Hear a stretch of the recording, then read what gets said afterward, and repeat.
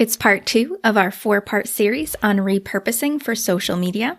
And today we're tackling the types of content you can create when repurposing your long-form content.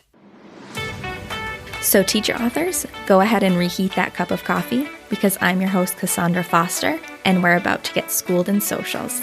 Welcome back to Schooled in Socials and episode 2 of our series on repurposing. Last week, we talked about the why behind long-form content and repurposing it for social media. If you haven't checked that out yet, make sure to go back and give it a listen. It will help set you up for success with the rest of the episodes in this series. Now, today is all about what types of content you can create when repurposing so that you have effective social media content. Because truly, it's one thing to know why it's important to repurpose your long-form content, but it's a whole other thing to actually do it, to actually take that blog post and create 5 posts for Instagram, or use that podcast episode to create a few reels. So let's dive in. To make repurposing happen, the first step we really need to think about are all of the social media content types we can create, because we want to make sure we are creating a variety of content types so that we reach all of our community members. But when it comes to it, Instagram and even Facebook have a lot of options for content types. So let's break them down first so it feels a little less overwhelming when you get started. So on Instagram and Facebook, you can create static posts, carousel posts, reels, stories, and lives. Now, there are slight differences in some of these types between Instagram and Facebook, but their purpose on each platform really is the same. So I'm going to kind of give you a blanket definition of each, but you might notice that there are some tiny differences if you're using them on one platform or the other. So let's start with static posts. This is just a single image or graphic that is posted to your feed if you're posting it on Instagram, or it'll just show up on your feed if you're posting it on Facebook. Carousel posts, those are multiple images or graphics that viewers can either swipe through on Instagram or they can kind of see all of them together in your post on Facebook. Reels, those are 9:16 videos with audio. And stories, those are short videos, graphics, or images. You can include engagement elements such as polls, question box, sliders. Your followers have access to your stories at the top of their app by clicking on your profile picture. So the main person you're talking to in stories are your followers. And then there are lives. So those are videos you share with your audience in real time. And these can be then posted to your feed so people can watch them later if you want to. So static post, carousel post, reels, stories, lives, those are your big content types that you have across both of those platforms. Now, with so many options, like I said, it definitely feels overwhelming to take a piece of your long-form content and create all of those smaller pieces of content for social media. So let's talk about a few examples of what type of content works well for those different pieces that you typically include in your long-form content.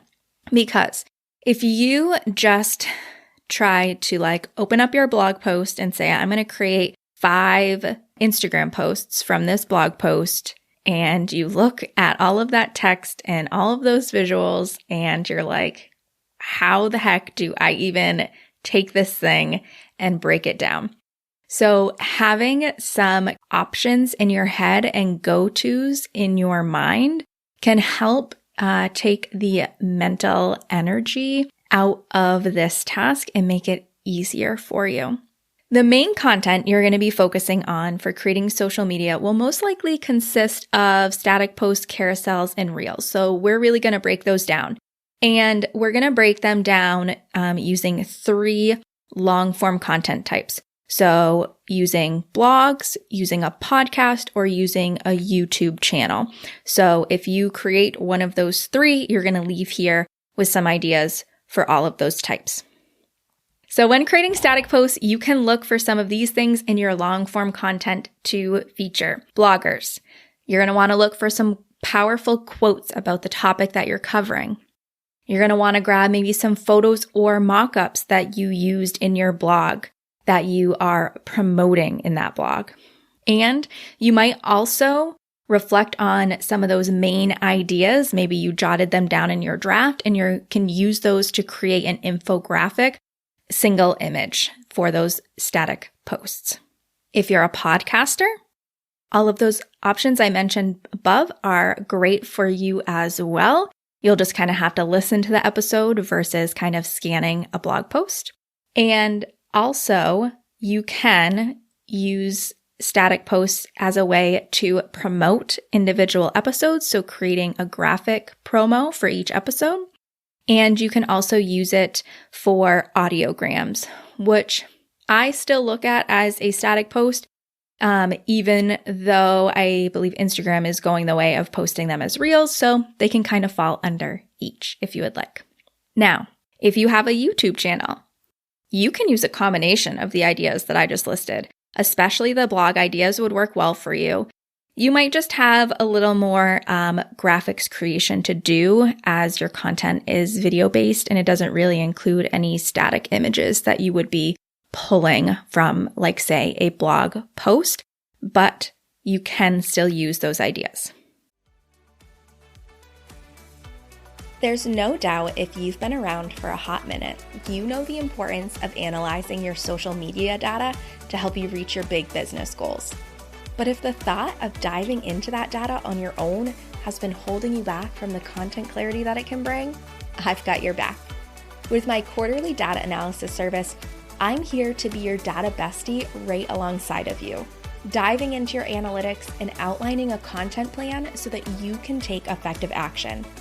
This way, you get all the benefits of having your eyes on your data to help make goals for the new year without having to take a course or wade through the numbers by yourself. It's time to tap into the magic of your social media data, and you don't even have to add anything to your plate to do it.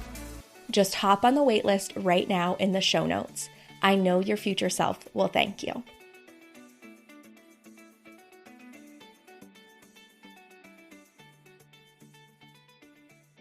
Okay, now when you are creating carousel posts, you can look for these things in your long-form content to feature. If you're a blogger, look for places where you have steps, procedures, or lists. Those make great carousels because you can put one on each slide of the carousel. Also, take a look at your subheadings throughout the blog post. Those show your kind of subtopics or ideas that are included in that content. Again, you could potentially put one of those on each carousel in order to entice people to go and read the full blog.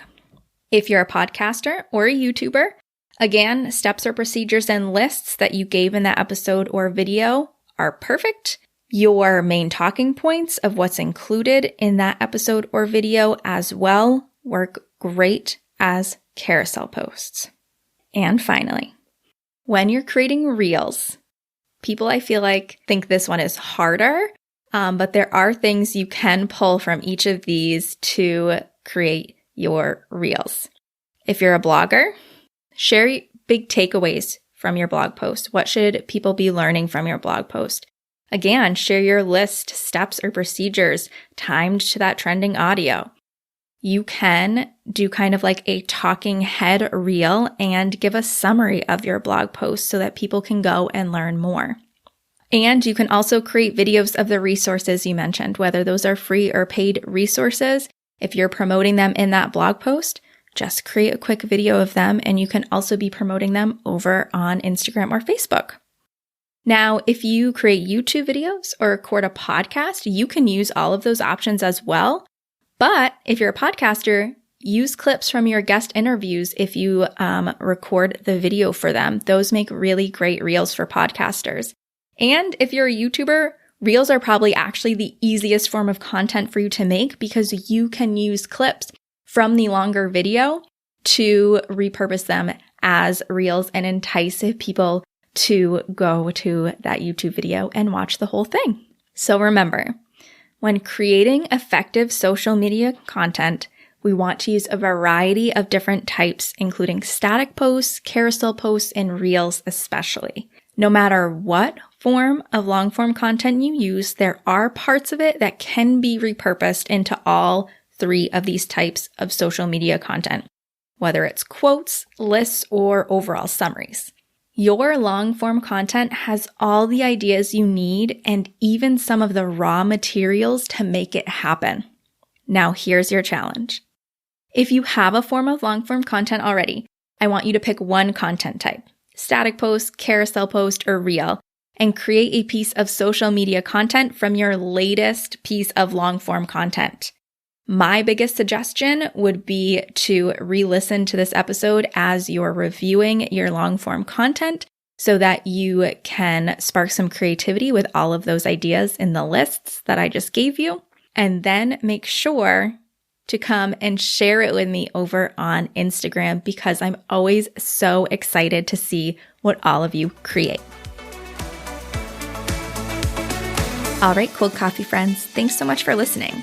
If you're loving getting schooled in socials, make sure to subscribe so you don't miss an episode. Also, I would love it if you left a review so that other teacher authors like you can start getting schooled in socials too. All right, I'll see you in the next episode.